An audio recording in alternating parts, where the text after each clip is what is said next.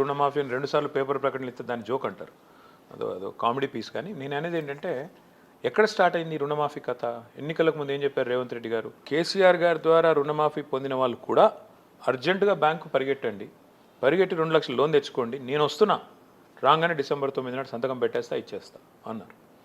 December 7 నాడు నిజంగానే వచ్చారు. వచ్చిన తర్వాత డిసెంబర్లోనే మీటింగ్ పెట్టారు బ్యాంకర్లతో. బ్యాంకర్స్ చెప్పింది ఏమంటే 49,500 కోట్ల రూపాయలు కావాలి రుణమాఫీకి అని చెప్పారు. ఇది 2 లక్షల వరకు అయితే వీళ్ళు సరే అన్నారు. తెల్లారి రేవంత్ రెడ్డి గారి స్టేట్మెంట్ 49,500 కోట్లు అని బ్యాంకర్లు చెప్తే 40,000 కోట్లు ఏముందా ఒక సంవత్సరం కడుపు కట్టుకుంటే అయిపోతుంది, ఇచ్చేస్తా అని రేవంత్ రెడ్డి గారి స్టేట్మెంట్. సో 49, 40 అయిపోయింది. 40 నుంచి క్యాబినెట్కి వచ్చేసరికి 31,000 కోట్లు అయిపోయింది. ఎందుకు మారుతుందో ఎట్లా పోయినాయో ఆ 9,000 కోట్లు ఎవడెత్తుకెళ్ళిపోయాడో తెలియదు. 31,000 కోట్లు క్యాబినెట్ తీర్మానం. బడ్జెట్కి వచ్చే వరకు 26,000 కోట్లు. చివరికి ఇప్పుడు మీరు చెప్తున్న లెక్క 21,000 కోట్లు. యాక్చువల్గా ఖాతాల్లో పడేది ఇప్పటివరకు 12-11,000 కోట్లు కూడా పడలేదు.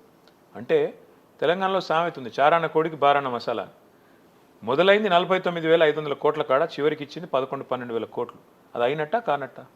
ఒకటి. రెండోది, నేను అసెంబ్లీలోనే అడిగాను, రేవంత్ రెడ్డి గారిని అడిగాను, ముఖం పట్టుకుని అడిగాను, మీ ఊరికే పోదాం పదా, కొండారెడ్డిపల్లె మీ సొంత ఊరు, అడిగే పోదాం, అక్కడ 100% రుణమాఫీ అయిందని ఎవరన్నా రైతులందరూ కూర్చొని చెప్పి రాసిస్తే నేను శాశ్వతంగా వదిలేసిపోతా స్వామి రాజకీయాలు అని చెప్పా. అక్కడ ఇక్కడ నీ సొంత ఊరు అని అడిగా. లేదు స్పందన. అయినట్టా కానట్టా? ఇవాళ రాష్ట్రంలో మీరు కావాలంటే HMTV వాళ్ళు పోల్ పెట్టండి, లేదా మీ జర్నలిస్ట్ నుంచి పంపించండి, ఏ ఊరికైనా సరే. ఒక్క ఊరిలోనైనా 100% రుణమాఫీ అయిందని అంటే నేను శాశ్వతంగా రాజకీయాలు వదిలేసి వెళ్ళిపోతాను. అంటే ఉన్నది లేనట్టు, లేనిది ఉన్నట్టు, తిమ్మిని బమ్మిని చేయడం, మసిపూసి మారేడుకాయ చేయడం, ఇదే పరిపాలన అనుకుంటే అది కామెడీ అయిపోతుంది. ఎందుకంటే ప్రజలకు తెలుసు కదా, ఏ ఊళ్ళో ఎవరికైందో కాలేదో వాళ్ళకి తెలుసు. కేసీఆర్ ఏం చేశారు, మీరేం చేశారు, ప్రజలు చూస్తున్నారు, బేరీజ్ వేసుకుంటున్నారు. అందుకే ఇవాళ రైతులు ఆక్రోశం వ్యక్తం చేస్తున్నారు. ఇది వాస్తవం కాదా? బోనస్ అన్నారు, ఇచ్చారా? 500 రూపాయల బోనస్. ఎన్ని కథలు చెప్పారు, ప్రతి పంటకి బోనస్, ఇంత మద్దతు ధర, ఇంత ఇది. అంటే ఇట్లా 420 హామీలు ఇచ్చి అరచేతిలో వైకుంఠం చూపెట్టి ఆశల పల్లకిలో ప్రజల్ని ఊరేగించి చివరికి అత్యవసర మార్కులతో పాస్ అయ్యారు.